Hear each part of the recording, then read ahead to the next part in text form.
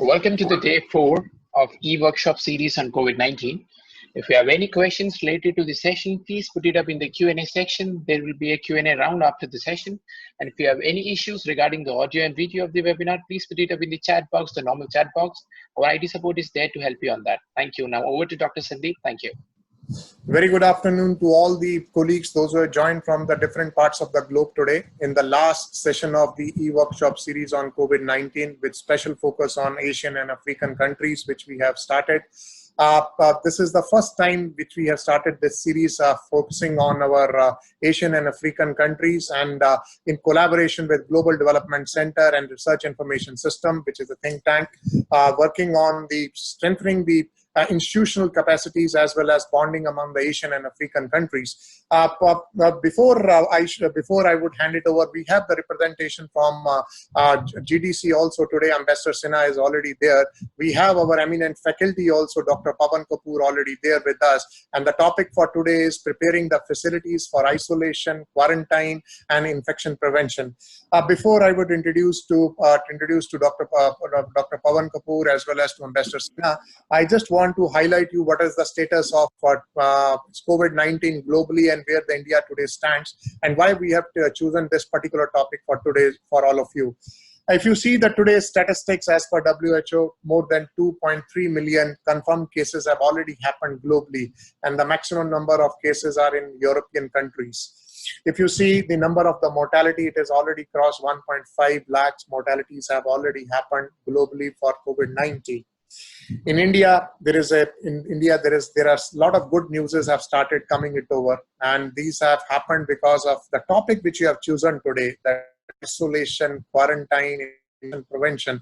These are the practices which India has implemented in a very stringent way since the inception. The lockdown situation has started, and currently the second lockdown is going on. If you have seen our Honorable President, Mr. Modi ji, he in the second lockdown also, as well as in the first lockdown also, he has conveyed very clearly that there is only one major vaccine which can help us to prevent this disease, that is social distancing, isolation, quarantine. So keeping those efforts of Government of India, Ministry of Health and Family Welfare, today the good news from India is that the doubling rate, which were now rises to 6 days, earlier it was 3 days. So that is a wonderful news which has come over. Second news which has come over is that the rate of growth in cases has down from 40% since 1st April. Rate of recovery has also started increasing. If you see that 1,992 COVID-19 patients have already been recovered. There is a myth that anybody who will get COVID-19, he will enter into a severe disease, into severe protocols. It is not like that. 80% of the cases are mild cases. That we should always remember in COVID-19. In India, today where we stand, in India, we have 14,378 cases with 480 mortality today. So we have taken the topic today, and the topic is preparing facilities for isolation, quarantine, and infection prevention. Before I would introduce to the faculty, our eminent faculty, Dr. Pawan Kapoor, I would request Ambassador Sinha. He has joined on behalf of GDC and RIS. And I would request him, sir, if sir can give us overview, because sir is joining these particular series since inception, since first day, and he observed the session yesterday also. And today, sir, today is our last session. I would request to give your valuable inputs and what are the future plans which RIS, GDC is thinking it over. Over to Ambassador Sinha, sir. Can you unmute, sir? Can you unmute? Yes, sir. Thank you very much, and greetings to everybody, all the participants from around the world. Very special thanks to PHFI for taking this great initiative of this 4-day conference. In fact, even as a layman, I have been listening to what has been said, and I must say it has been extremely rich in content and very, very both innovative as well as informative. In view of this, we at the Global Development Center, because basically this action really promotes the basic values of Global Development Center, which is creating a platform we could help each other in times like this, and even in better times, but basically pooling of resources and experience. In view of this, we are extremely grateful to PHFI that despite their number of engagements and the responsibilities that has fallen on the health sector workers, that you have agreed to do a follow-up starting on 25th of April. This will also be again supported by GDC and RIS, and I will leave you to tell the details, but these second set of series will also deal with critically important issues in dealing with the totality of the COVID patients. And one of the themes that you have chosen, which I thought was very important, is how to first make sure that the population is not misinformed. Second, it doesn't fall into this depression or a psychological abyss. And also importantly, how do we protect the health workers themselves, who are really the front line and protecting the humanity? So I'll leave you, and I'm sure you'll make an announcement and send a written sort of note to everybody.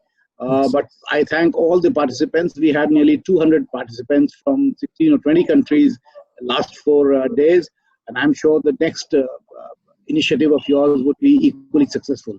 So thank you very much, and I will listen to what the experts have to say. Thank you, sir. Thank you for giving this opportunity to PHFI, and we would continue our efforts of this education to all our developing countries developing countries participants with the support of RES and GDC, with special focus on Asian and African countries. I think this has given us a lot of encouragement today that this continuation of our webinar series would happen, and we have already shortlisted various topics, and we are going to deliberate with our eminent faculty that this is a continuation. So continuation of the second series would happen on 25th April, and it will go for 4 more days. So with this, not taking more time, let me introduce to the today's eminent faculty, Dr. Pawan Kapoor. Dr. Pawan Kapoor, my first interaction or my first bonding with him is that he's my eminent senior from Armed Forces Medical College. And sir, thank you for helping me and supporting me always in various activities. And wherever I have requested him, he has always helped us, and PHFI specifically, to deal with such type of seminars or such type of lectures. His appointments are: sir was former Director General Medical Services, Indian Air Force, former President Honorary Surgeon. Currently, sir is there as a Vice Chairman, Russ Education, and Vice Chancellor of Lincoln American University. He has more than 50 national and international journal publications. He has won the ABSM Award, Order of the Royal Emblem from Sultanate of Oman. He is the founder member of National Accreditation Board of Hospitals and been chair of Technical Accreditations and Ethics Committee. Over to you, sir. I think nothing best than you who can take up this particular topic, and we are looking forward for your support in the next series, which we are going to start on 25th of this month, and they are going to be the 4 webinars for that, and we have chosen one particular webinar based upon the topics which you are the lead on that, and we'll let you know once this webinar series will be over. Over to you, and over to all the participants now. Good evening, everybody, and thank you, Dr. Sandeep, for your beautiful introduction. I think the most important factor today is that His Excellency Ambassador Shri Amar Sinha ji has joined. Namaskar, sir. And it is so inspiring and motivating to have you along with us, because you know, those who coordinate and those who conceptualize, and if they are present, it motivates the rest of the people to move forward and understand the importance of such webinars and such programs. So on behalf of myself and on behalf of the Public Health Foundation of India, sir, I express my gratitude for your presence and for your inspiring words. Thank you very much for being here with us, sir. I will now quickly go on to you've already taken 10 minutes of my time, so I will quickly go on to the presentation.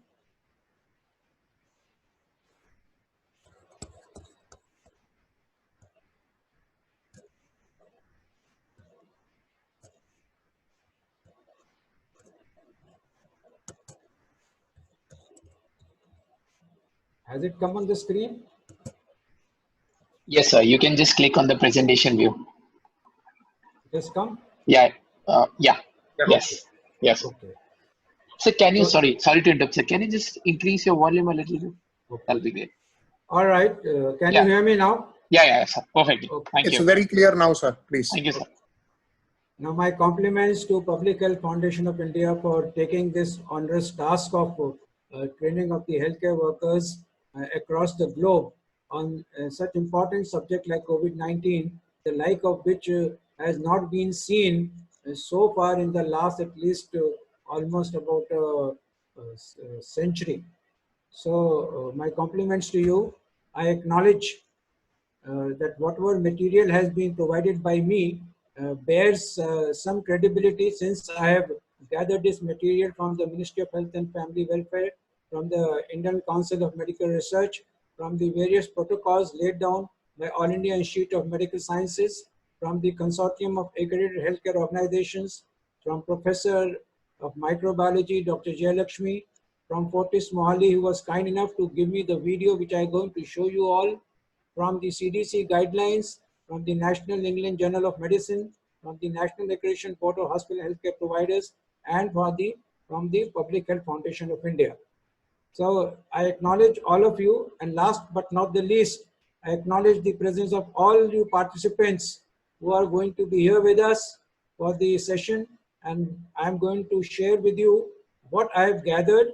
I have gone through your country's guidelines. It was not possible to take care of all the guidelines.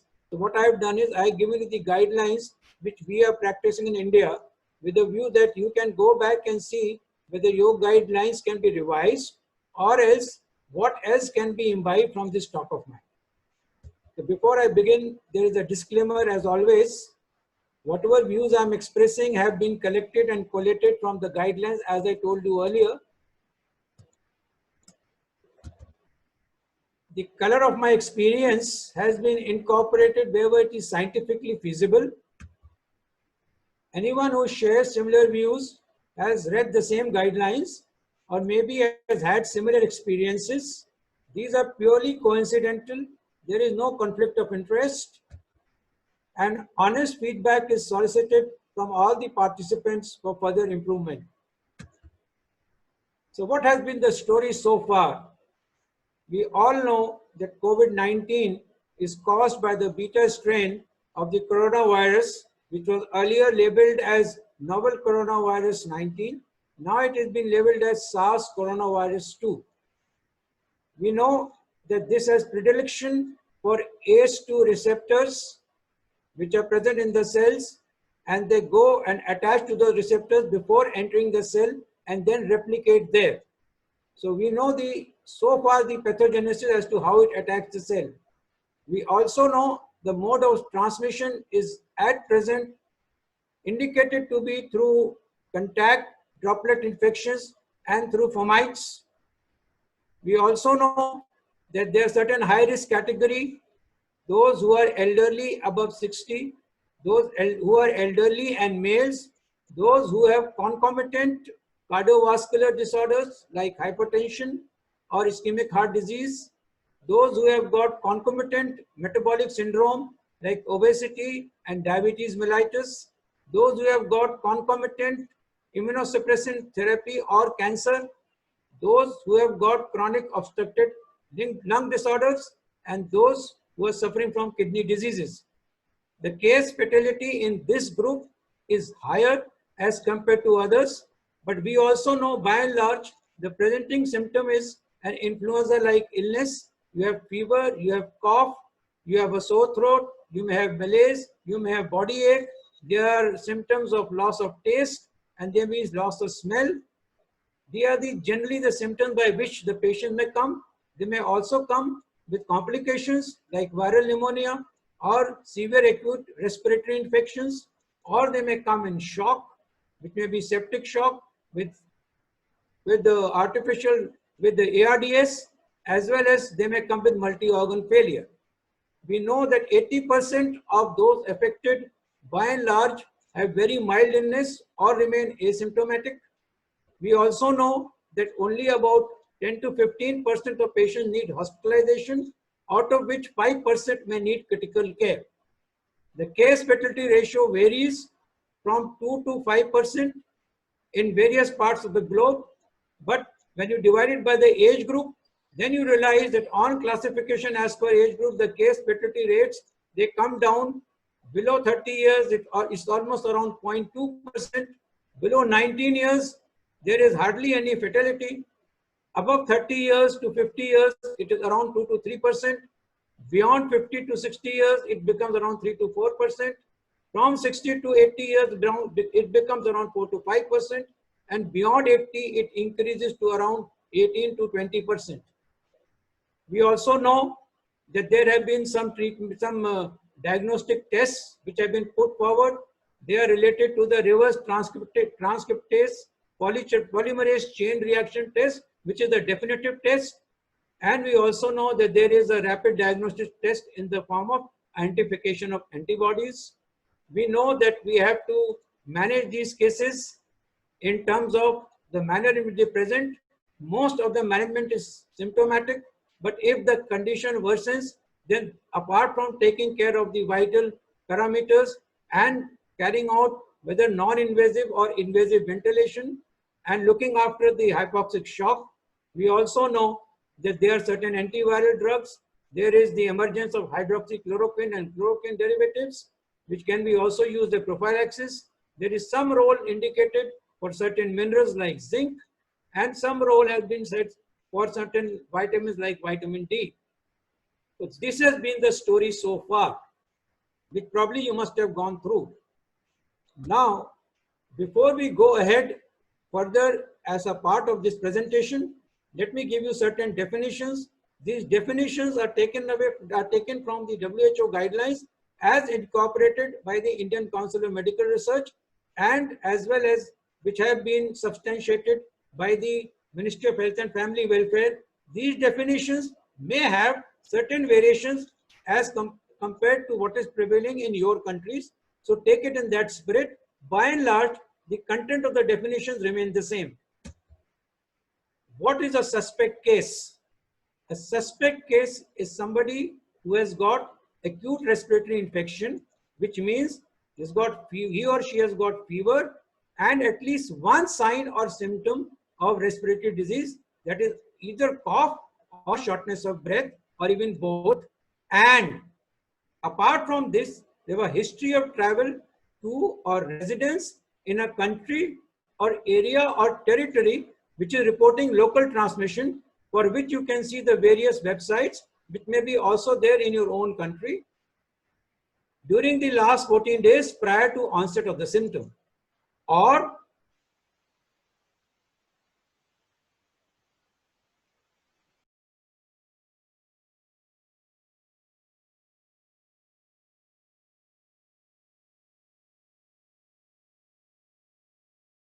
a patient with severe acute respiratory infection and requiring hospitalization and with no other etiology that fully explains the clinical presentation, or a case for whom testing for COVID-19 is inconclusive.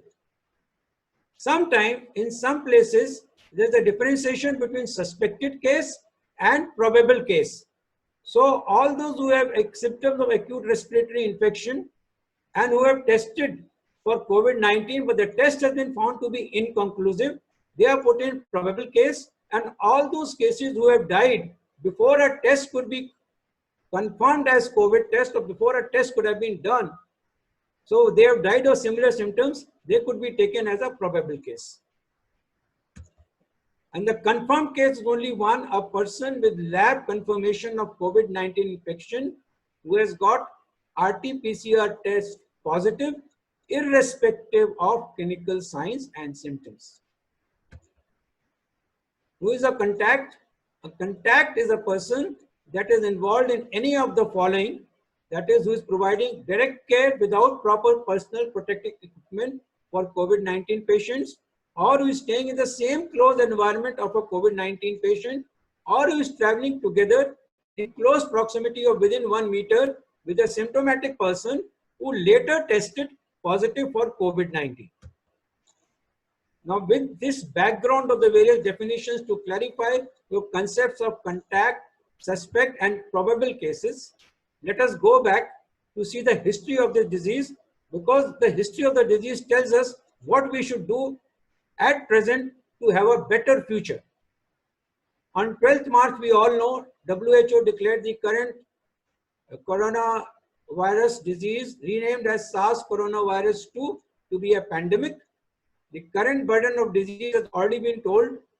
since the virus was identified in China, its global spread has been rapid and aggressive, with almost all the countries being affected by it. SARS coronavirus 2 obviously has respected nothing. It has not respected the national boundaries, the state boundaries. It has not respected the color of the skin. It has not respected the economic status. It has not respected the religious status or the cultural status of anyone. It has respected nothing. It is equally spreading to all the people at all the parts of the globe. In 2003, severe acute respiratory syndrome outbreak occurred, which had a higher frequency to progress to severe disease and death. But that never happened the way it was anticipated to happen, because we were able to interrupt the human-to-human transmission. And all this was achieved at that point of time in the absence of vaccines and antiviral drugs. Why was it possible? How it was possible? So there's a paper which I have quoted that this was possible due to the rigorous implementation of public health measures. Today, we are facing a pandemic of unprecedented level at the same scale, for which we have unfortunately no specific therapeutics or no vaccine at present. So again, we have to rely on these age-old public health measures to curb this epidemic. What are these public health measures? These are quarantine, social distancing, isolation, diligent and strict adherence to infection control practices. Now let us take some data to analyze that why are we giving importance to this aspect. On 31st December 2019, China reported a cluster of cases of pneumonia in people living in Wuhan. On 7th January 2020, they confirmed that this cluster was associated with a novel coronavirus. This was identified to be belonging to coronavirus family, which includes the same family which caused SARS and common cold. China announced its first death on the 11th of January, where the patient had died on 9th of January. So this is very important. On 20th January 2020, the first case of coronavirus was reported in the United States. Around the same time, on the 19th night, South Korea reported its first case, which was a woman from China. On 23rd January, quarantine was announced in Wuhan. Travel in and out was stopped. And the first South Korean national to be infected was found inside South Korea. On 26th January, community-wide containment of the virus was started in China. What did South Korea do? South Korea immediately denied entry to foreign travelers from Hubei province. It started placing public health measures like isolation and quarantine in place. It started doing contact tracing, putting people into quarantine, putting people into isolation, and treating the cases. It also started wide-scale testing to identify the cases. So South Korea reported 70 new cases on 28 February. They strictly implemented the public health interventions, but United States still did not implement public health intervention. South Korea is around 10,500 cases, which have gone up a bit more, and 177 recorded deaths. Even though the first case in the United States and South Korea were reported around the same time, United States has now become the epicenter of COVID-19 pandemic, and South Korea is being hailed as a shining example on how it was able to tackle this pandemic. What did South Korea do differently? It did intensive testing.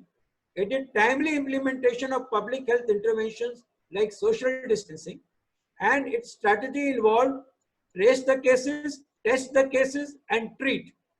And all cases were quickly isolated. All contacts were traced and placed in quarantine, followed by large-scale testing. What did Italy do? Italy did the same thing what South Korea did, but it only focused on testing and testing. It carried out extensive COVID-19 tests but did not timely implement public health measures like quarantine, social distancing and isolation. So Italy was healthcare delivery system was quickly overwhelmed.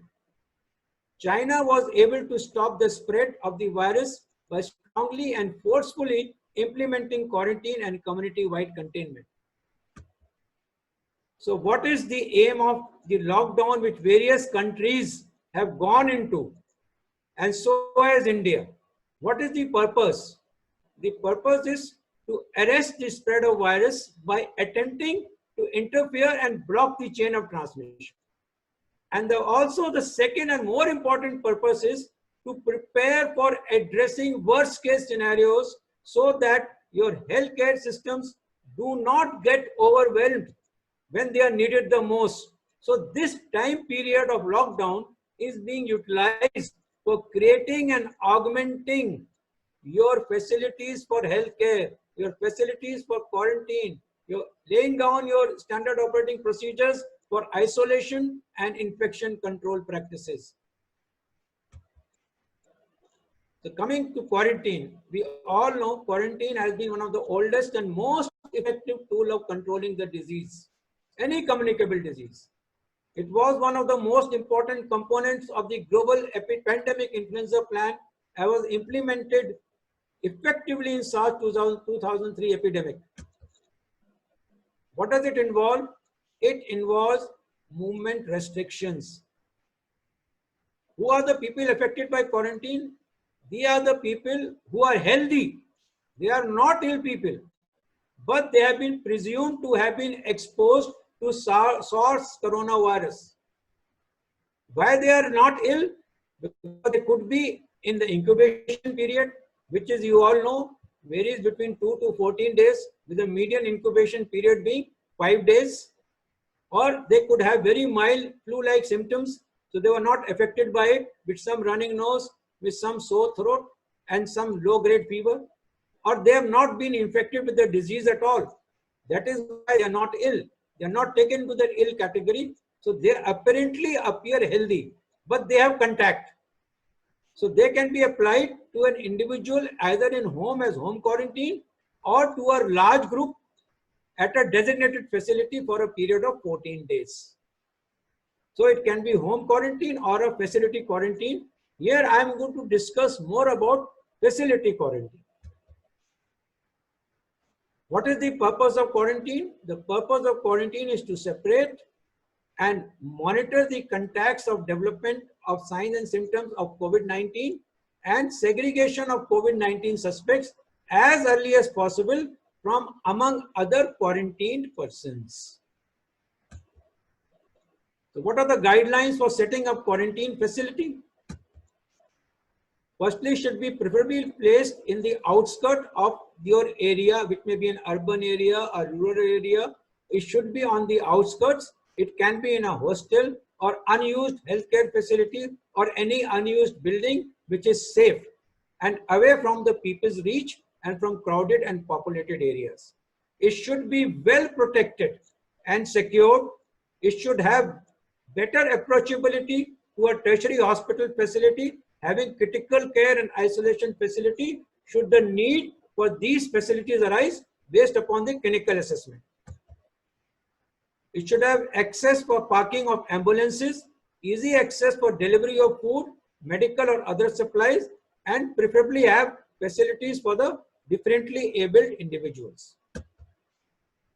The basic infrastructure requirement is it should be well ventilated, have proper cross ventilation, preferably should be a natural cross ventilation. Rooms or dormitories should be separated from one another, maybe preferably within housing a capacity of 5 beds per room. Ensure that the minimum distance between these beds is between 1 to 2 meters, but it should not be less than 1 meter from all sides. There should be facilities for lighting, heating, electricity and ceiling fans, and potable water is to be made available. There should be functional systems for providing communications, and there should be adequate amount of provisioning for food, snacks and recreation areas. Laundry services can be in-house or can be outsourced, and there must be in-house sanitation and cleaning and housekeeping services which are essential. There have to be properly covered bins as per your biomedical waste management and handling rules that are prevalent in your country. There has to be an administrative office, a main control room for controlling the entry and exit and for ensuring that all activities are done in a disciplined manner within the premises. There have to be areas for storage of your PPEs, of the dresses, as well as of medicines. There had to be some pharmaceutical rooms for dispensing of drugs, for taking care of symptomatic patients, rest room for doctors and nurses and supporting staff, and a clinical examination room where they can be examined daily with a nursing station. And in case required, there has to be some sampling done, then there should be a proper sampling area. Laundry facilities can be on or off site, and meals can be prepared on and off site. There has to be a holding area for the contaminated waste, and at least one toilet or washroom for every 8 inmates. For a 300-bedded facility, these are the criteria which have been broadly outlisted. On-duty doctors, there should be 2 doctors for 6-hour shift. Similarly, 4 nurses and 4 lab technicians for every 6-hour shift. They have to be specialists on call like medicine, pediatrician who can come from time to time as and when required.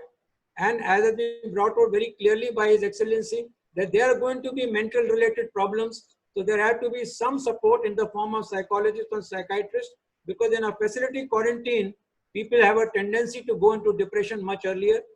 And of course, there have to be public health specialists and microbiologists who can visit for collecting of samples.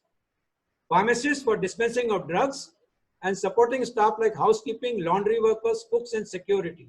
Security staff is important because you have to ensure that nobody other than those authorized enters this quarantined area. Otherwise, there will be unnecessary spread, which is the purpose of quarantine, is to not to have that spread happen. There have to be a daily clinical examination, so you have to do a daily census morning and evening to see everybody is present. Everybody inside the facility has to be examined twice. You have to identify those cases required to be referred to other facilities, that is those who have got fever, cough, sore throat, breathlessness. They have to be transferred to identified referral hospitals in ambulances with due infection control precautions. And ambulances need to be placed in the facility in standby mode for transport. Wherever possible, it should be advanced life-save ambulance. But in case that is not possible, it should have at least basic life support mechanisms in place. That is the minimum requirement. When to discharge from quarantine? You are discharged, the individual can be discharged from quarantine at the end of 14 days, provided the samples are negative on resampling and clinical assessment ensures that he is not suffering from any symptoms or sign of COVID-19. After discharge, the instructions are to self-monitor their health at home for next 14 days and immediately report to their district surveillance officer. So there is a district surveillance officer which should be present in every district, that in case of development of symptoms or suggestive of COVID-19, the district surveillance officer is informed. All the contact details of such quarantine patients who have been allowed to go home are also provided to the district or the state surveillance units to conduct active surveillance for the next 14 days, to visit them and ask them whether they're suffering from fever or they have symptoms, or even talk to them. And all this information is given to your central surveillance unit. Many of the countries have got a National Center for Disease Control. Like I'm sure Nigeria has got a Nigerian Center for Disease Control. Why? Remember, because that is also labeled as NCDC. So you all will be having a National Center for Disease Control. So all information is to be collected there. When the individuals are discharged from there, you must ensure terminal disinfection. You have to use proper personal protective equipment. We'll come to that a bit later. We'll come to hand hygiene a bit later. The hand hygiene practices have to be practiced. More important is that you have to spray 1% sodium hypochlorite working solution. The dilution factor is given here from 1:4 from an initial concentration of 4%. But see, as per the manufacturer's instructions what is the dilution factor to get 1% sodium hypochlorite. This is to be done on all these surfaces, protecting the electrical points or appliances. And after the spray and after a 30-minute contact period, this is to be followed by cleaning with a neutral detergent that is used for removing the traces formed by hypochlorite solution. While cleaning, it must be ensured that windows are to be kept open in order to protect the health of the cleaning personnel. How frequently? It should be done every 4 hours on the commonly accessible surfaces of walls and windows. That is your doorknobs, your bed rails, your bed sides, your head end of the bed, and the toilet bowl and bathroom surfaces. And for less frequent areas, at least once a day. All your textiles, that is your pillow, your linens, your curtains, everything should be first treated with 1% hypochlorite spray and then packed and sent to get washed in laundry using a hot water cycle with 90 degrees Celsius temperature and adding laundry detergent. 1% hypochlorite solution should also be sprayed in the PPE doffing area and discard area twice a day on daily basis. All mattresses, pillows, after spraying with 1% hypochlorite solution should be allowed to get dry on both the sides in bright sunlight for up to 3 hours each. Now, what is isolation? Isolation refers to separation of ill people. Quarantine refers to separation of apparently healthy people.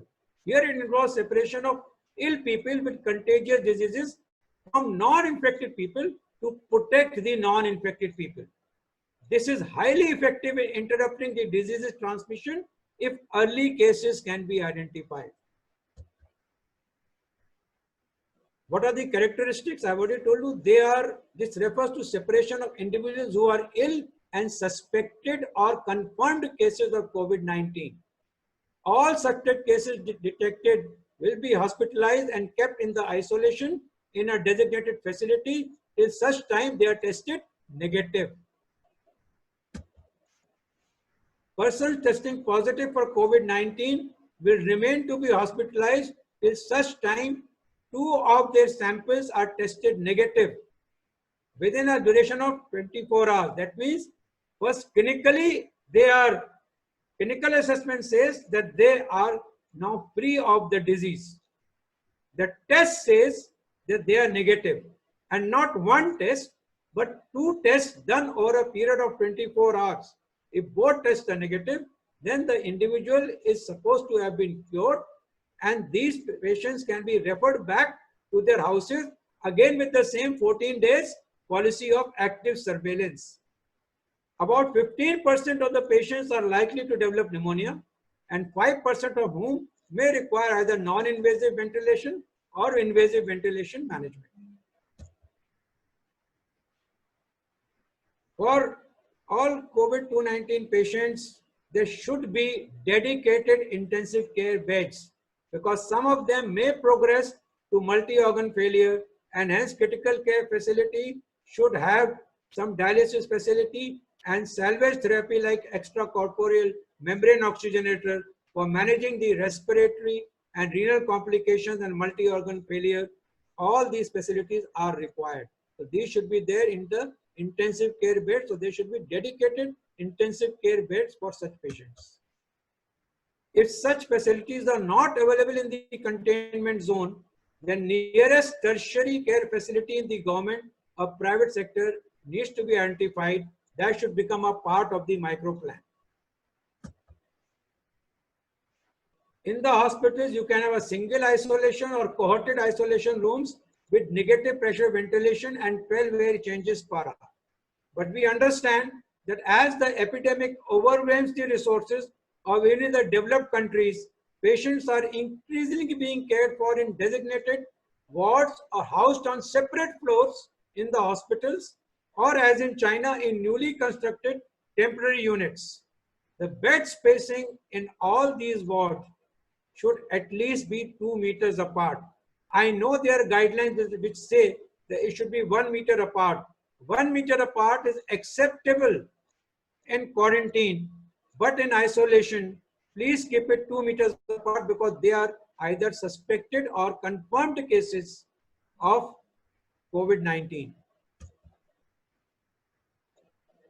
You have to post signages on the doors indicating that the space is a COVID isolation area, so nobody else can enter that area except authorized personnel only. All non-essential furniture must be removed from there because that renders it more amenable to get it to for cleaning it, and it does not allow it to conceal or retain dirt or moisture within or around it. All COVID-19 patients should preferably be housed in single rooms. This I already said.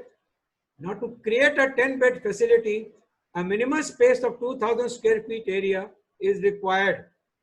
And in this, you must have, if you do not have any negative air changes facility, please put 2 heavy-duty exhaust fans that will serve to some extent, provide you with that negative air changes. Preferably, the isolation ward should have a separate entry and a separate exit and should not be co-located. Remember, isolation ward should not be co-located with post-surgical wards or dialysis units or labor room. It should be segregated in an area which is not frequented by outsiders, where footfalls are much less. The access to isolation ward should be through guarded stairs or through dedicated lifts. There should be double door entry with changing room and nursing station. Enough PPE should be available in the changing room with waste disposal bins to collect used PPEs, and used PPE should be disposed of as per your national biomedical waste management guidelines. I will tell you what is the guideline in India. You must stock the PPE supply linen outside the isolation room or in the change room. In case you do not have the facility of having a separate change room, before a person enters the isolation, there should be a trolley containing all this PPE and a small place where the PPE can be donned. A checklist will be useful, so you must prepare a checklist based upon the presentation that I am giving you, that these facilities should be there. All health staff should be well trained in the use of PPEs, and appropriate waste bag should be placed in a bin. The bin should be touch-free and they should remain inside the isolation room to be directly taken away to the common waste treatment facility by the waste disposal people. Biomedical waste management practices should be adhered strictly. For isolation facilities, please have a dedicated team of doctors, nurses and paramedics so that not too many of them are exposed simultaneously. So have shift-wise dedicated team of doctors, nurses and paramedics. There should be regular cleaning and proper disinfection of common areas. Hand hygiene by patients should be there. Given here visitors should be strictly prohibited. Visitors should not be allowed to enter isolation facilities. Keep adequate equipment required for cleaning or disinfection inside the isolation room or area. Consider having designated portable X-ray and portable ultrasound equipment within the isolation area. If it is not feasible, or if the person requires to be transported for CT or MRI or other investigations, so in those cases, the patient has to wear a triple layer mask and is transported through predetermined transport routes to minimize exposure to other patients and staff. Relatives and visitors should not be permitted. So I'm making again clear, relatives and visitors should not be permitted into any isolation facility. At all times, doctors, nurses and paramedical working in the clinical areas will wear the 3-layered surgical mask and gloves. The medical personnel working primarily in the isolation and critical care facilities who are looking directly for patient care should wear preferably full complement of PPE, including N95 respirators. I know there's a shortage and scarcity. We have to rationalize this use, but if possible, everybody should wear N95 mask when you are dealing with confirmed cases. If these are not available, then the alternative is wear a 3-layered surgical mask. The support staff engaged in cleaning and disinfection will also wear full complement of PPE. The environmental cleaning should be done twice daily, and there should be no dry sweeping. Dry sweeping is prohibited because dust serves as a fomite, and secretion can settle down in the form of dust, and they can come up and generate aerosols later on which you can inhale. So it should not be sweeping, it should be dam dusting and floor mopping with Lysol or other phenolic disinfectants, and cleaning of surfaces with sodium hypochlorite solution. The isolation ward should have a separate toilet with proper cleaning and supplies. The equipment should never be shared if possible, but if unavoidable, then reusable equipment should be disinfected between patients by 60 to 90% isopropyl alcohol. So what are the infection control practices that we are required to practice? One is hand hygiene. Second is respiratory hygiene. Third is not to touch your face, nose and eyes, and donning of your PPE and doffing of your PPE in the correct manner. Hand hygiene is probably one of the most important way of trying to prevent the spread of this disease. Before you do your hand hygiene, please ensure that your forearm is exposed. It is not covered, it is exposed. So your forearms are exposed, like I am showing you. Forearm should be exposed. Do not have any jewelry, watch or bracelet at the time of hand washing. So you remove your rings, your watches, your bracelets. Whenever your hands are visibly soiled, hand washing with soap and water should be carried out for a duration of 40 to 60 seconds. If you do not have access to soap and water and your hands are not visibly soiled, then do with alcohol hand rub for a duration of 20 to 30 seconds. I am sharing with you the steps of this hand hygiene. The first step is put liberal amount of soap or liberal amount of hand rub on your palmar surface of your hand, and then rub hands palm to palm. Count 5. 1, 2, 3, 4, 5. Then put right palm over the left dorsum with the interlaced fingers and count from 1 to 5. Okay. Then do reverse. Left over right and count 1 to 5. Then back of fingers to opposing palms with your fingers interlock like this, and then rub like this 5 times. After that, rotational rubbing of your left thumb by clasping in your right palm and rubbing it like this. Count till 5. Same thing here, count till 5. I am not counting till 5, but you have to count till 5. Then rotation backwards and forward with clasp fingers of right hand over left palm. So you are taking care of your knuckles now. This is same way, vice versa. And then rubbing forward and backwards like this for your fingertips. And finally, your wrist. This way, you have taken care of all your parts of your hand. You have taken care of your palmar surface, of your dorsal surface, of the interdigital spaces, of your knuckles, of your fingertips, of your thumb, and of your wrist. So you have taken care of all parts of your hand. This is hand hygiene. If you do it and you count it, you will find it takes around 20 to 30 seconds when you do with alcohol rub. That is the time it will evaporate on its own. And you have to do it for 30 to 40 seconds when you do it with the soap and water, because that way you have to generate enough amount of blood. These are the steps which I have already shown you.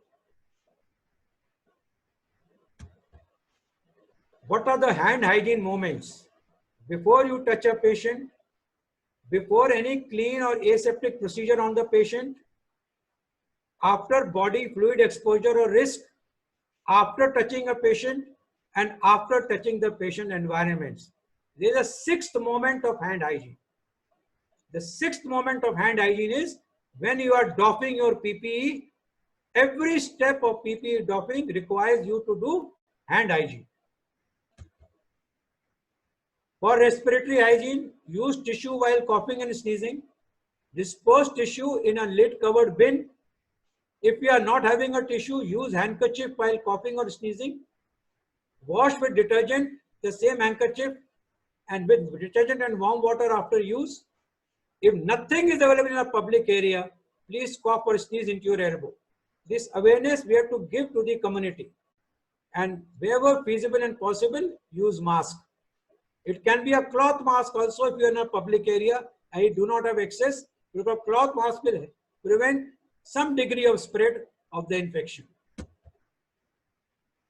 Now, personal protective equipment, my request to all healthcare workers is, please take care of yourself. You are the most important asset today. So you have to protect your own self. So wherever there is a need for personal protective equipment, do not take shortcuts. These are clothing which are specialized clothing to be worn by you to prevent you against infection. You should try to remain safe. You should help to cure and prevent spread, not contribute to the spread. These are the types of PPE used in healthcare settings. Gloves are used to protect your hands. Gowns and aprons are used to protect your skin and clothing. Masks are used to protect your mouth and nose. The respiratory are used to protect your respiratory tract from airborne infectious agents. Goggles are used to protect your eyes. Face shields are used to protect your face, mouth, nose, and eyes. The various types of gloves. The latex gloves gives you more amount of feel. The nitrile gloves are puncture proof. When you use gloves, please work from clean to dirty areas. Do not try to touch your patient or your patient's surroundings, and do not try to adjust your mask or your cap or your hood with contaminated gloves. And do not touch any environmental surface except if it is necessary during patient care. In that case, immediately after you do it, please remove it and wear a fresh pair of gloves. Change gloves if they get torn or they get heavily soiled, even during use on the same patient. And definitely change gloves after use on each patient. Discard in the yellow colored bin and never wash or reuse disposable gloves. Now, here I just give an example of a face mask. If you see the face mask, you will see how the face mask, the face shield. The face shield is supposed to cover your forehead. It's supposed to cover your face, nose, mouth, and eyes. And it's supposed to extend below the chin and wrapped around your side of the face. That is how the face shield will prevent any splashes or aerosol generated particles to come and attack you. There are various specifications for gloves. They are all European standards. So please ensure your gloves meet these specifications.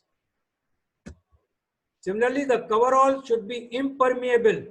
If they are not impermeable, then you have to put on an apron, a plastic apron on top. Avoid culturally unaccepted colors like black. Light colors are preferable. There have to be finger loops and thumb loops to anchor sleeves in place. And the quality should be as per ISO 16603. Similarly, wear goggles with transparent glass. You should be good shield with the skin of the face. Flexible frame. Cover the eyes. Should be fog and scratch resistant. And there should be indirect venting to reduce fogging. This is one of the most important part of your PPE. N95 masks. This should have a shape which is not collapsible easily, should have high filtration efficiency, good breathability and quality compliant with NIOSH N95 or with ASTM F1862 or with ISO 22609. NIOSH is American standard, EN is European standards. And when you see these masks on the respirator, you will have this number and the name printed on it.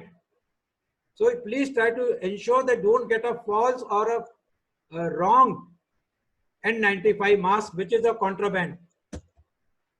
A triple layer mask is of a non-woven material. If you see in the diagram, there are two layers of non-woven and one is a melt-blown layer of propylene. This melt-blown layer, which is covering your nose and mouth, this serves as a filter. Shoe cover should be made of the same fabric as of overall. Okay. Body bag should be impermeable, leak-proof, air-sealed, double-sealed and disposable, opaque and white. Here are the standards which they should follow. Now, these are the steps of donning of PPE. I will show you a video. First, you put on your scrub, then wash your hands, then wear your gloves, then wear your cap, then wear your shoe covers, then wear your gown, then wear your N95 mask, wear your goggles, wear your hood, and then check completeness. In case required, when you're doing aerosol generating procedures, please put on your face shield. In case your gown is not impermeable, please put on a plastic apron. And this is how you doff your PPE. First remove the gloves, then remove the hood. Now this is the second pair of gloves that you're removing. There are two pairs of gloves that you put on. One is the inner glove and one is the outer glove. Here you're removing the outer glove, then remove the hood, then remove the goggles, then remove the gown, then remove the shoe cover, then remove the gloves, then the cap, then the mask, and then wash your hands. Every step that you do, you have to wash your hands. Means you have to do hand hygiene with the hand sanitizer. After removing gloves, do hand hygiene. After removing hood, do hand hygiene. After removing goggles, do hand hygiene. Every step you have to do hand hygiene. I am showing you this video, courtesy Fortis Hospital. Please have a look at this video.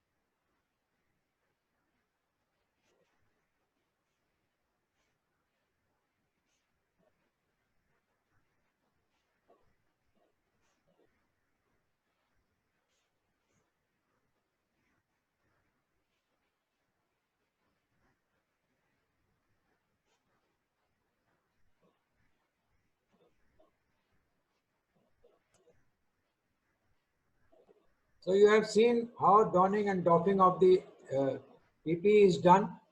These are special workloads. You all know that. I have just again put it down for you how to don. Wash hands, put on inner gloves, put on disposable cap, put on shoe cover, wear gown, put on medical protective mask and N95 required, put on goggles, wear hood and face shield, and put on outer gloves. When you remove the outer gloves, are removed first.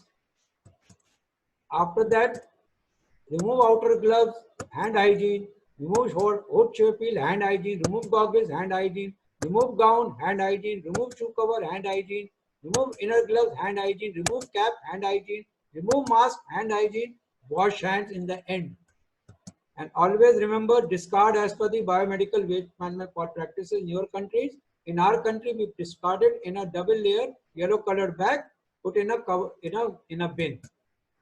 And remember, every step, do hand hygiene. This is for your safety.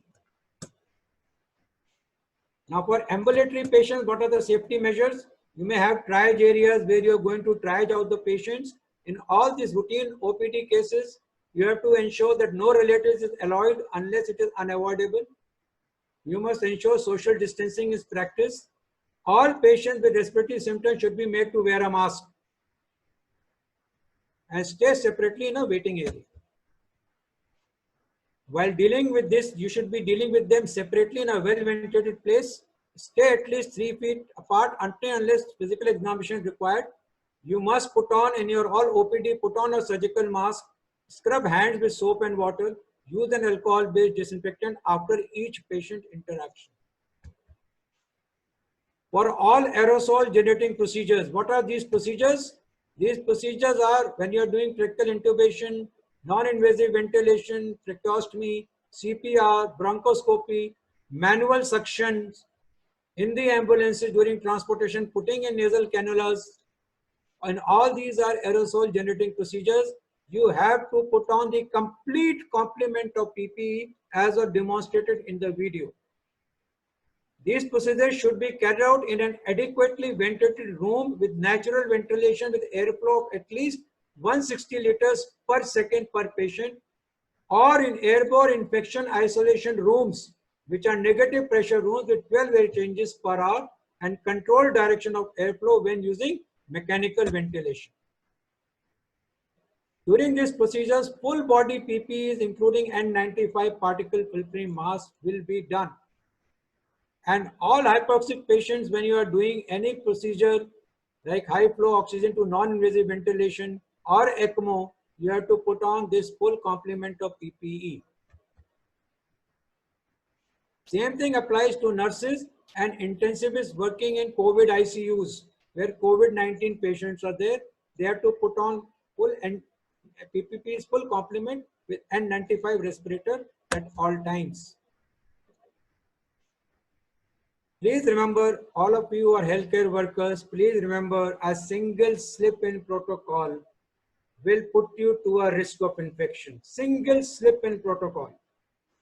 So please understand these procedures. You can modify them, but you cannot do away with them. They have to be carried out. And remember one thing, as your patient load is going to increase, the healthcare workers are going to get tired. They are going to struggle with fatigue and sleep deprivation. And that is the point of time when you will have slip in protocols. Please ensure when you are suffering from any of these symptoms due to reasons which are beyond your control, have a colleague to watch you that you are putting it on correctly and you are doffing it correctly. As I have told you, environmental control, you have the best method is water and detergent can be used for cleaning environmental surfaces, and regularly use hospital disinfectants will suffice. For high touch areas, every 4 hours. For low touch areas, once daily. All lab specimens which are potentially infectious, standard precautions and biosafety practice are important while collecting them, handling and transporting them. Those involved in transporting specimens should be trained in safe handling practices and spill decontamination, and all labs should be equipped with biosafety practices and appropriate transport requirements. The common disinfectants used are 1% sodium hypochlorite, 5% Lysol, or 70 to 90% alcohol based, and detergents. There are many other disinfectants, but these are the commonly used disinfectants which are effective against the virus. For medical equipment disinfection, avoid sharing of medical equipment. If unavoidable, clean and disinfect between patients. For metallic use, which are metallic, please use 70% alcohol. For non-metallic, use 1% sodium hypochlorite. For all others, manufacturers given recommendations, do surface disinfection based upon their recommendations. Now, biomedical waste management, I am giving you what we follow in India. The guidelines are same, but what is specific for this? Before you open or operate a COVID ward, please inform your state pollution control board. You must have double layered bags for isolation wards, as well as for your isolation ICUs, as well as those areas we perform aerosol, which are performing procedures wherein aerosol is generated. In all those areas, double layer bags. Use dedicated bins which are marked with a biohazard symbol shown there and marked as COVID-19. They are to be kept separately in a temporary storage in a room, or from where they can be lifted, or they can be lifted directly by the common biomedical waste treatment facility. All these things are to be incinerated. Maintain separate record of waste generated from COVID-19 isolation wards. Use dedicated trolleys and bins labeled with COVID-19 isolation wards, and all these inner surface and outer surface of all containers, bins and trolleys which are used for storage of COVID-19 waste should be disinfected with 1% sodium hypochlorite solution with a contact period of 30 minutes. Then they can be washed with other detergents. There are certain guidelines that India has come out recently which are very good guidelines to prevent mixing of the patients who are infected or who are suspected to be infected from those who are simply quarantined. They have come out with certain guidelines in the form of a COVID care center, a COVID health center, and a COVID hospital. Now, the COVID care center is the first facility which can be a quarantine facility also, where patients who are showing mild symptoms means we have got some fever, some cough, and may or may not be having some shortness of breath. So this can happen. This can be put in a makeshift facility like a stadium, school, hostel, or any quarantine facility. All cases, these facilities must have separate area where suspected cases are kept at one place and confirmed cases are kept at another place. So which separate entry and exit. Suspected and confirmed cases should not be allowed to mix under any circumstances, because many of these suspected cases may not be confirmed cases. So they should be separated and segregated from each other. Each COVID care center should be mapped to one more dedicated COVID health center or a COVID hospital for referral purposes. And they should have a basic life support dedicated ambulance, so that if the symptoms warrant, they can be shifted to other category. For COVID health center, again, every COVID health center should have separate facilities for confirmed cases, and for those who are showing moderate symptoms, they can be admitted here. Those confirmed can go to the separate facility where confirmed facilities are. They should have adequate oxygen supply. This is to be a designated hospital or a nursing home. This is the COVID health center. And a COVID hospital is dedicated COVID hospital which has got intensive care facilities, blood bank, and oxygen supply facilities. If there is a suspect COVID-19 case, he's got mild and very mild symptoms, he's admitted to the suspect case section of the COVID care center and is tested for COVID. If he's got moderate signs, then is admitted to suspect case section of dedicated COVID health center and tested for COVID. If it's severe, is admitted to COVID hospital with ICU facilities and tested for COVID. Now, what happens? If it's a mild case, tested for COVID-19, found negative, discharged with symptomatic treatment, and kept under home of surveillance. Those who are COVID-19 positive, they are shifted to the confirmed case section of the COVID care center. They are monitored twice daily. If the symptoms progress, they can be shifted to your designated COVID health center. If they are moderate, if they are severe, they can be shifted to COVID hospital. In case of moderate case, you are tested for COVID-19, you are negative, clinical assessment is done, shift to non-COVID hospital block or ward, or can be discharged. Again, surveillance in their houses for 14 days. Those who are tested positive, they are shifted to confirmed case section for dedicated COVID health center, and then monitor for clinical severity, and then shifted to COVID hospital if necessary. In severe case, the cases are, if you are negative, they are managed as per clinical assessment. When found fit, they are discharged, and when stable, they can also be shifted to non-COVID hospital. Those who are tested positive They shifted to the ICU of COVID hospital. They should have proper isolation facilities, dedicated teams, managed as per the clinical assessment, and if they recover, they will be discharged. Take home message is we are in trying circumstances and we do not know what the future holds for us. So we need to prepare for the worst case scenario and hope for the best. We need to focus on the age-old practices of quarantine, isolation, contact tracing, and infection control to be able to control the spread and transmission of SARS coronavirus 2. This webinar was an exercise to make us prepare well for what the future holds for us. It will also help us in being better prepared for the future, provided we absorb, imbibe, record, and learn from the lessons of our present experience. The future shall hold us liable for this. The details of checklist and isolation and quarantine facilities I shall be forwarding to Dr. Sandeep. You can also visit these websites, they are available, but I'll forward the WHO guidelines for checking of these facilities, which Dr. Sandeep can send it to you separately. I have finished. Thank you all very much for your time. I am sorry I'm exceeded my time, but I got it 19 minutes late. Jai Hind. Thank you very much.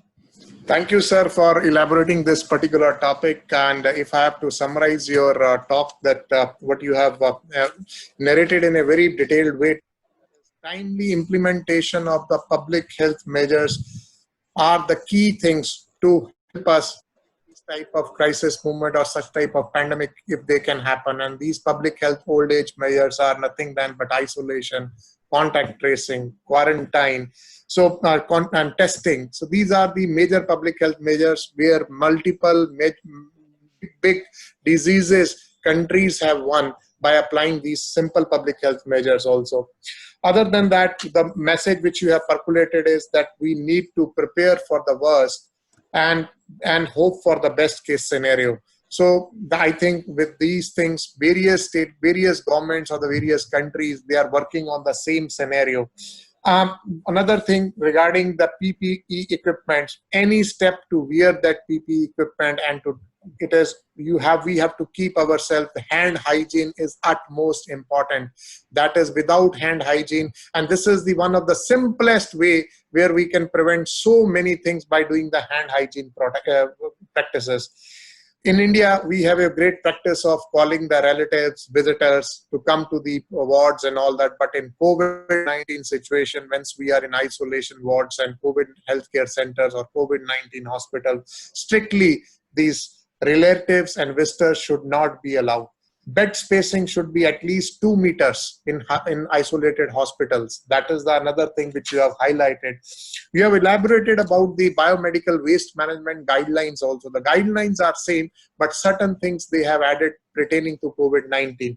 I don't know whether the same guidelines with other countries are also following it up or not. You have clearly mentioned that what should be the structure of COVID care center, COVID health center, and dedicated COVID hospitals, and what are the various precautions and measures we should adopt in all these things. With this, I think the message is that future shall hold us liable for this. That is your ending words for your respectable talk. I'm sure, sir, there are multiple queries and questions from our colleagues, but this is the general perception which you have given, the importance of the isolation practices, quarantine measures, and how infection control measures can play a critical role in such type of diseases. And these measures are not only pertaining to this disease only, but these particular measures are available. We have to put it up in all our disease management portfolios also. So with this, I'm really thankful to you, sir, on behalf of PHFI, on behalf of GDC, as well as on behalf of RIS. And I am handing over to you. Before the question answer session would start, I would request Ambassador Sinha, sir, if sir wants to say anything, then you can. Sir, can you unmute? No, thank you very much. I was listening in. It's a very comprehensive presentation. And I'll just listen into some of the questions. Very interesting questions have come. Over to you, sir. Brigadier Kapoor. Thank you. Okay, the first question is, how long should lockdown continue to be enforced to get optimal control of COVID? A very, very good question from Dr. Asif Farooq. Sir, sorry to interrupt. Sorry to interrupt. Can you a bit louder, sir? Okay. If we can. Thank Can you hear me now? Yeah. Thank you, sir. I've been at the peak of my voice. Okay. Yes, sir. We can hear you now, sir. Please Yeah, go yeah. ahead. Okay. Thank you, sir. Okay. Thank you. How long should lockdown continue to be enforced to get optimal control of COVID? Now, this question, now every government is asking this question from its core team. How long should we continue? Well, what is the purpose of lockdown is to prevent the spread of transmission, not to prevent, but to slow down the spread. Because the prevention is based upon the preventive measures that we conduct, that we take. So it is to, why we are doing this? We are buying time to ensure that the cases that come to us are staggered and we can take care of them and prevent further spread. So it is to buy time, but it comes at a cost. Lockdown comes as a very major economic cost to the country. So each country has to take stock of the cost involved. Economies are actually being shattered because this prolonged lockdown. So we have to do lockdown based upon the trend of the cases that are coming in that particular area. So identify the hot spots in your area where the trend is coming down. You can start opening up in those places, but isolate those locations from other locations. If you don't do this, then if other locations where the hotspots are there and people start mingling with area of low infectivity, then this will become high infectivity. So this is an exercise which each government has to do on its own based upon the inputs provided by its experts. Identify hotspots, identify those areas which cannot be opened till the time there is a downward trend in disease and the number of deaths and cases decrease and number of cases testing positive decrease. Till the time this does not happen, then lockdown actually scientifically cannot be removed. So to remove it in stages, remove it by ensuring that essential facilities are made available and hotspots are isolated from other zones. So you have to have hotspots around which containment zones, that is an area of about 3 to 5 kilometers. Another area of 5 kilometers beyond the containment zone is the buffer zone, where some activities can be permitted, but all cannot be permitted. Beyond the buffer zone, you may permit activities, but with social distancing. Like we said, social distancing is the vaccine. So I cannot give you a definite answer, but I give you the criteria on which lockdown can be continued to be enforced or can be opened up in stages. Is 14 days quarantine enough? 14 days quarantine in a quarantine facility is enough, but you have to be kept under active surveillance for another 14 days because cases are known to occur beyond 21 days also. So 14 days quarantine as a matter of rule, because incubation period is 14 days.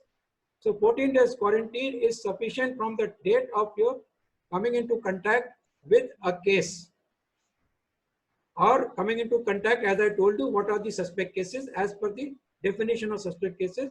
14 days quarantine enough, but you go back home from a quarantine facility, and if you are in home quarantine, then after 14 days, you are still under active surveillance for the next 14 days.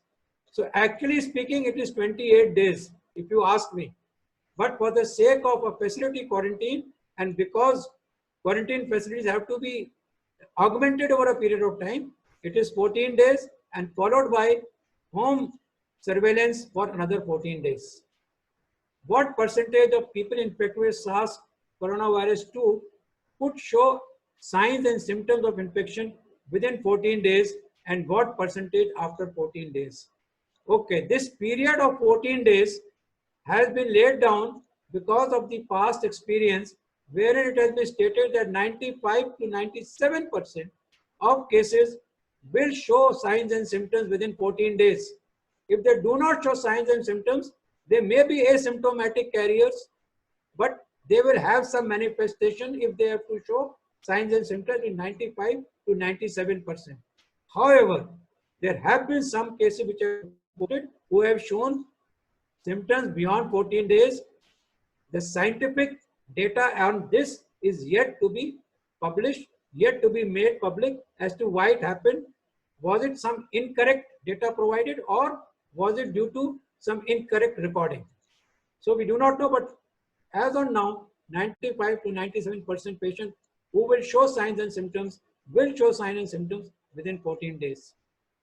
What are the disinfectant technique of N95 for reuse in the resource limited setting? Okay. I want to make it clear, N95 respirators cannot be reused, but we have scarcity of resources. So we have to reuse it. But when we reuse it, it has to be used based upon certain criteria. Who lays down the criteria? Now, criteria to be laid down by the user healthcare worker himself. What are the criteria? He has to ensure that he has not touched his N95 mask with his contaminated gloves to readjust it. He has to say, I have not readjusted this mask, I have not used gloves. He has to use a face shield, because if he uses a face shield, it will be difficult for him to use his hands over the N95 mask. Under these circumstances, it can be reused. Number 3, if this is the case, extended use for 8 hours is permissible. So you can use it for extended period of time for 8 hours. Then put it in a paper-based bag. Put your name on it and store it.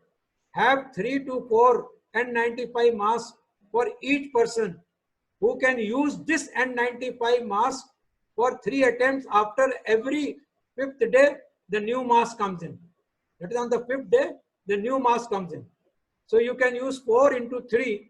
You can use 4 masks for 12 days in this manner, because the only disinfection that you need to do is to dry it out.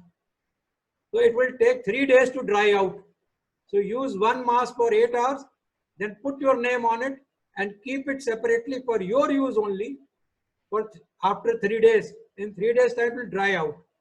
No disinfectant as yet is actually authorized to be used, although they are saying hydrogen peroxide may be one of the disinfectant that can be used, but there is no guarantee what is the effect on the filtration. So that is one more criteria. So therefore, at present, the only disinfection is keep it dry, use it for extended use for 8 hours, then put it in a paper bag. You can use it after 3 days again for a duration of 8 hours. Like this, using it till the time you ensure and you assure that this mask is functional. That means the respiratory is function, air is going in and air is coming out. Secondly, while using this N95 respirator, believe me, it is not comfortable. When you put it on, it should be snugly fitting, and when you breathe, ensure no air escapes out. This is fitness of N95 mask. So therefore, the only disinfectant technique for N95 reuse is what I have told you: keep it dry, ensure it is not contaminated, and if you have a face shield, it is very good. Keep it in a paper bag, dry it out for 3 days, and then use it after 3 days. Same person for the same mask. No other disinfectant, because at present any disinfectant like sodium hypochlorite or any disinfectant like isopropyl alcohol can damage the filtration mechanism. I've already answered this question, how many days we can use N95 mask. Ideal situation, it is one-time use, but I have told you the extended use and reuse.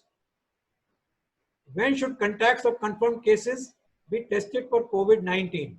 Okay, it depends upon your testing facilities, but when you test them, it should be preferably tested if they have no symptoms and they have a contact. Test them on the 14th day. If they have no symptoms, no signs, they are fit, 14-day test is negative, they do not have COVID-19. So test all these cases on the 14th day of the quarantine.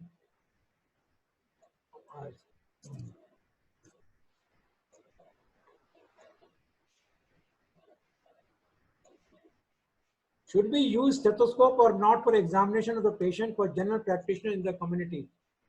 Dr. Mint Kaur, very good question. Very good question. Yes, you have to use in case you have to diagnose clinical pneumonias and you don't have any other facility to diagnose. So you have to use your stethoscopes. So I think probably you are from Myanmar and you must be practicing in the peripheral area. You have to use a stethoscope, but between each patient, you can use 70 to 90% isopropyl alcohol to disinfect it, and then you can reuse it on the other patient. What about aseptol usage instead of hydrochloride solution? Is it okay to use in solo clinic? If okay to use, what ratio to diluted water? Repeated question so much. Okay. I do not know what is the content of aseptol. So I will have to look at the content of aseptol. Then I will answer this question to you. Whether it can be used or not. If aseptol is a phenolic compound, a 5% solution, how to make it would be mentioned upon the original concentration of the content of aseptol, and then you can dilute it as per the manufacturer recommendations given on top of it. I think somebody has given some comment on this also. Okay, it is aseptol versus sodium hypochlorite. Okay. If anybody can comment upon this, I'll be very happy to get to see the answer on this. Any special soap is necessary or all types of soaps are good for hand washing? Okay. Actually, when we talk of healthcare settings, we actually want to have a soap dispenser, a replaceable soap dispenser for health hygiene in a healthcare setting. Otherwise, for any other setting, a hand wash with any soap is good enough. What are we trying to achieve? Let me tell you, every soap has got two portions. One is a oleophilic portion, other is a hydrophilic portion. The oleophilic portion is the one which attaches itself to the lipid layer of the outer coating of the virus and it disintegrates it. So every soap has got this layer. So any soap can do for this. Is it adequate to do one-time PCR test enough for suspected COVID-19 cases to downgrade to non-COVID hospital? Okay.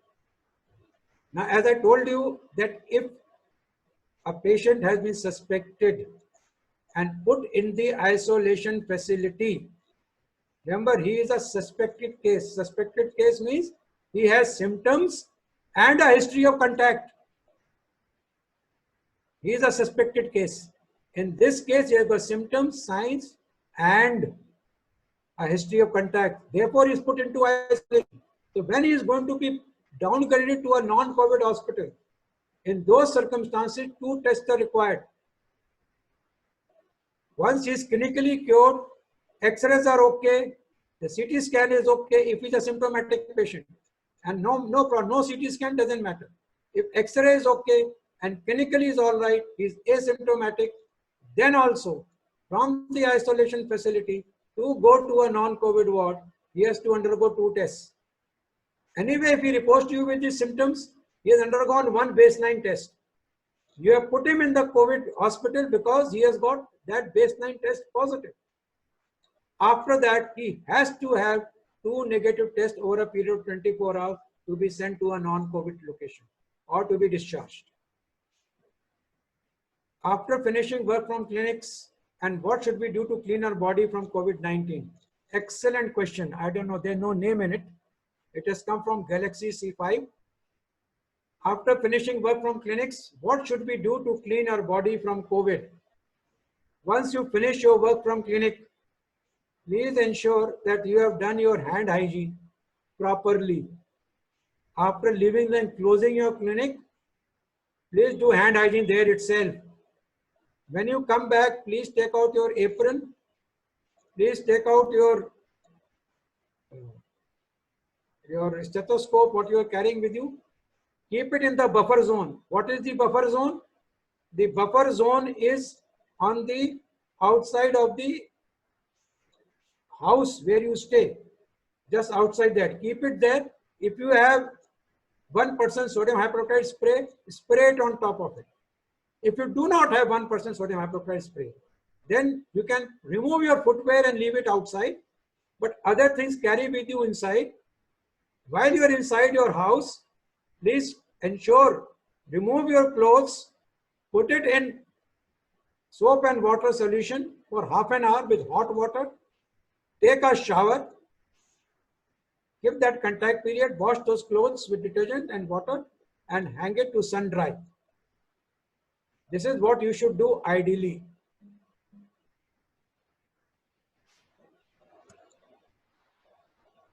How do we pre-triage these patients without exposing them? What about the waiting rooms? Okay. When you are doing triaging, you have to ensure that public knows and public is made aware.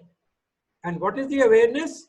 The awareness is that all those with respiratory symptoms will be segregated with non-respiratory symptoms.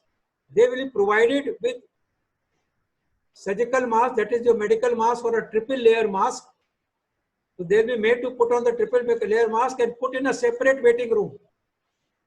Other patients are to be segregated separately. This is I'm talking of a before they come for your examination. For examinations, you should have a separate area where you can examine. People have innovated many things for this. So you can actually innovate your own way of segregation. Some people have put up the plastic sheet. Some people put on aprons and the mask and ensure proper hand hygiene. So these things are important. This is the only way you can do triage in an area without exposing yourself. About the patients, when you segregate the patients, those with respiratory symptoms are to be given a surgical mask or a triple layer mask. Hidayat, okay. Thank you, Hidayat, for your compliments. Thank you very much. Simon, I don't know if it is the right topic to ask the question, but I have a quick question. When do we say an epidemic is over? Okay, this is called optimism, and this optimism is required. Simon, this optimism is very much required. This too shall pass. So this epidemic will be over. When there are no new cases and fresh cases and everything is plateauing down with no resurgence, then the epidemic is told to be over. Sometimes it takes months, it may take a year. When a country can close a lockdown, that is already explained. Can we reuse surgical masks or N95 mask? Okay. In limited resource country? Okay, good question. You cannot reuse a surgical mask. Surgical mask usage is for 6 hours or when it gets wet, whichever is earlier. Either 6 hours or if it is wet, you have to dispose the surgical mask and put on a new mask. N95 mask, I have already told you, please do not wash it, do not spray it, keep it in a separate bag for your usage after 3 days. So you have to have at least 3 to 4 masks with you so that you can rotate it every 3 days. Till that time, its respiratory stops functioning. Normally, it cannot be used in such sequences for more than 3 attempts every 8 hours. For 3 days, we make it 24 hours. Should we use full PPE when taking care of ambulatory patients or other patients that in the wards? If not, what can this healthcare worker wear? Full PPE is not required if you are not working in the isolation wards. In a routine ward, a surgical mask, a headgear, your clothes, along with that, your impervious gown, gloves is all that is required along with goggles. That is all that is required. In case you do not have an impervious overall or gown, please put on your apron. On top of it, apron means plastic apron. There seems to be no vaccine in pipeline for at least 12 months to roll on. Yes, at present, vaccine takes a lot of time to develop. There have to be trials on animals, there have to be clinical trials. So it follows the clinical trial procedure. It will, for a good effective vaccine, without having side effects to be developed, it will take at least 12 to 18 months. So you are right. If the suspect cases are test negative, is there any indication or it is necessary for a second time test? Okay. Suspect cases are put where? They are put in isolation facilities. So if they are tested negative, I understand by testing negative, they already tested 2 times within 24 hours, only then they are said test negative. After that, there is no indication for any other test. You can definitely do a rapid antibody test subsequently to determine the level of immunity. And these patients, if they are positive, will become negative. Their plasma can also be used for treatment of those patients who are serious. This has been tried effectively in some countries, including India. Is social distance and lockdown enough to bring pandemic? Social distancing and lockdown are the public health measures which will help you to contain the pandemic. But other measures are also important. And the other measures I've already outlined: hand hygiene, respiratory hygiene, as well as it's a good practice to go out. Whenever you have to go out when lockdown is lifted, you should put on mask and go out.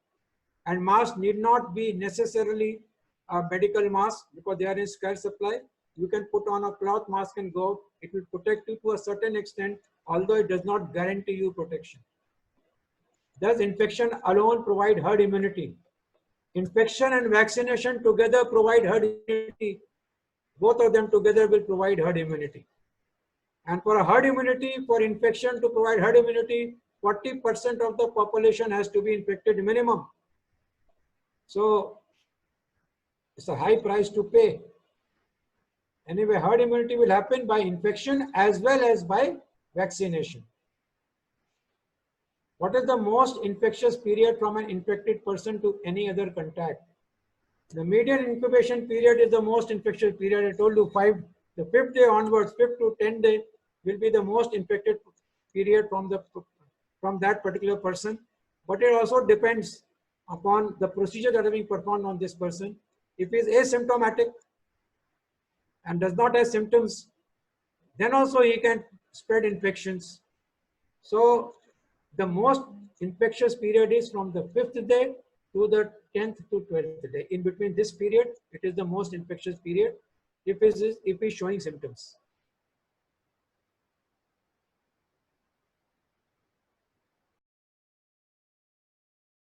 If it is a metallic surface, you can use isopropyl alcohol. What type of communication is essential among healthcare providers? What type of communication? Okay, this is slightly away from what I am trying to say, but you can have person-to-person communication, interpersonal communications. You can have communication which can come from the higher authorities in the form of awareness, in form of various letters, in the form of various PDF files, in the form of presentations. It depends what is the purpose of this communication. But healthcare providers should essentially communicate with each other on the use of PPE and on the importance of remaining infection-free. We should use separate shoes or slippers for outside and inside use. Definitely you should use separate slippers when you get inside the COVID ICUs or the isolation wards. So thank you for your informative presentation. Vaccines is minimum. Yes, this is all been covered. Okay, I've covered all this. Okay. If the confirmed cases are asymptomatic, can isolation be done in a specific area or can it be done at home? Very good question. This is Dr. Hajra Ismail. Okay, if they are confirmed cases, they had to be put in the confirmed, what we have said in the confirmed section of the health centers or the COVID care centers or the quarantine facility or the wards. They should not be allowed to go home because, under controlled environment, you can prevent spread. Under uncontrolled environment, only surveillance cannot help you to prevent spread. So confirmed cases, even if they are asymptomatic, their isolation should be done in the isolation facility itself. Either it can be a COVID care center or COVID health center or a COVID hospital, but it should not be done at home. if your resources are overwhelmed, in those circumstances, these guidelines can then be thought of to be changed. But at present, this is the best way forward. So let's stick to these guidelines that if you are confirmed case, you will come to the confirmed case section of the COVID health center, COVID care center and the COVID hospital. You should not be allowed to go home. What type of mask is recommended for those professionals who have a feeling of suffocation with N95 mask? Please do not give them duties in isolation wards, in ICUs, where you have to see COVID-19 patients directly, where aerosol generation procedures are to be carried. Because if they feel suffocated with N95 mask, they will not be able to perform and they will make a slip in the protocol and they will get infected. So such cases, such professionals who feel suffocated with N95 mask may be assigned other duties other than looking after COVID-19 patients or performing aerosol generating procedures on them. Is COVID-19 more dangerous for HIV or SCV patients than others? So far, we cannot say anything because I have not got any scientific evidence to say yes or no. But logically speaking, if HIV and HCV patients are immunocompromised, they will come in the immunocompromised category and therefore they will come in the high risk category of COVID-19. So I am just deducing into this conclusion, not based on any study, but based upon logic, that HIV and HCV patients are immunocompromised and immunocompromised patients are supposed to be high risk patients and therefore COVID-19 can affect them more adversely than other patients. Yeah, that's all. Yes, sir, that's it. That's it for all the Q&A. Thank you very much. Can I give some closing lines? Can I say something, Dr. Sandeep? Please, sir, please carry on, sir. I think almost all of them are healthcare workers. And I know they face the same challenge as we face in India. And the challenges for us, for our countries, remains that we have scarcity of PPE, we have scarcity of resources, we cannot afford economic stresses for longer duration of time. Does that mean that we have to suffer? Does that mean that we have to lose more lives? Do our lives come cheaper? The answer is no. The answer to all these three questions is no. We all as health workers, we have to ensure that we first protect ourselves. We don't become victims. We know the right thing to do. We spread awareness. We make our governments aware of the deficiencies in the public healthcare infrastructure. Every time epidemic comes, the healthcare is recognized for their sacrifices. But we should not sacrifice our healthcare workers every epidemic that happens, every pandemic that happens. This is an opportunity for us to come together, to get together and impress upon them that health is not to be taken as an expenditure from your budget. Health, expenditure on health is an investment. So this should be emphasized. This should be a lesson for us. We should not suffer the consequences. We should rather bring forth the scarcities and the constraints under which we are performing our duties. Bring it to the notice of the authorities and ensure your authorities understand that expenditure on health cannot occur on emergency basis. It has to be planned. It has to be taken as an investment. If a country is not healthy, you can know what economic crisis can happen to that country. So that is my parting word to you. Please take care of yourselves. Please take care of your patients. Please take care of your community. God bless you all. Thank you very much. Thank you, sir, for giving your wonderful remarks and closing remarks on this particular webinar series. This is the end of our first webinar series, which we have organized for our international delegates coming from the South Asian countries as well as African countries. We are really thankful to all the colleagues, those who have and bared with us during this 4 webinar series. We understand that there may be sometimes the time constraints from the different parts of country, but this is the time which we found suitable that makes us all availability based upon the availability of all of you. We are continuing this webinar series as Ambassador Sinha sir has announced in the starting itself in the opening remarks, that we got the support from RIS, we got the support from GDC, and I want to appraise all the healthcare professionals, those who have joined today. Kindly be there with us. We are going to continue the next series with new topics pertaining on COVID-19 itself, and this has become possible because of the great support which we received from Research Information System and Global Development Center. So thanks to leadership from GDC, RIS, Ambassador Sinha, Professor Sanchita Trivedi, Mr. Arora, Mr. Abhinav, thanks to our leadership at Public Health Foundation of India, Dr. Professor Keshi Nath Reddy, Mr. Jayantoji, Mr. Prashant, and all my colleagues, all my team, those who are the backbone for me also to run this webinar series in spite of all the things have been locked down.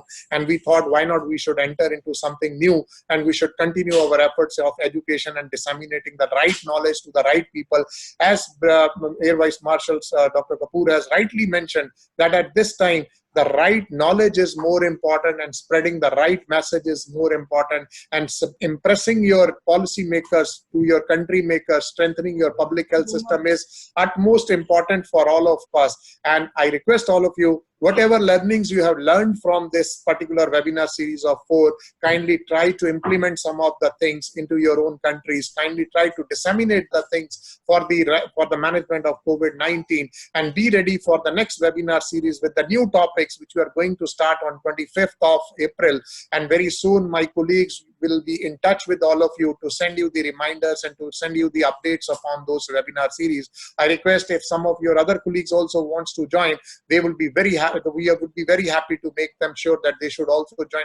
Purpose is get the benefit from this eminent experts, those who have put it up their whole life in working in this type of, in these areas, and created such a huge knowledge for all of us. And with the right knowledge, we can do multiple things. With this, on behalf of PHFI, I'm really thankful to each one of you, those who have joined today and helped PHFI to give this courage to run this webinar series. Over to Ambassador Sinha sir, if he wants to say any closing remarks. Ambassador Sinha sir. No, thank you very much, Professor Bhalla. Just wanted to thank all of you, and I look forward to the next series that starts in a week's time, on 25th. Yeah. And thank you very much, all the participants, and I hope this has been a useful exercise. And of course, in a week, there will be more experiences gathered around the world. We will perhaps know what works, what does not work. There will be more clarity, and also the extent of the pandemic will be better known. So I hope there will be new questions, new ideas, and new methodologies discussed. Thank you very much. Thank you, sir. Thanks to all of you. Thank you.